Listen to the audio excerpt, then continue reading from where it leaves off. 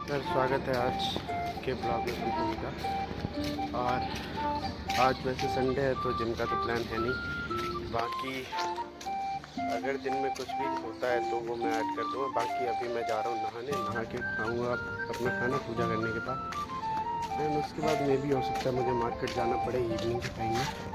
और आज से सोच रहा हूँ कि थोड़ा घर पे ही वर्कआउट करना स्टार्ट करूँ, तो कोशिश करूँगा कि अपनी इस बॉडी को उठा के कुछ तो करूँ, क्योंकि फैट ख़त्म हो नहीं रहा और एक्सरसाइज करने का मुझे कुछ खास मन नहीं कर रहा है इस बीच में। तो अब उस पर फोकस करेंगे, फैट ख़त्म। और मे भी कल से मेरी एक ऑफिस में ज्वाइनिंग भी है तो वहाँ जाना पड़ेगा। बाकी आज के दिन का मैं क्लिप्स ऐड कर दूँगा, तो देख के ज़रूर जाना।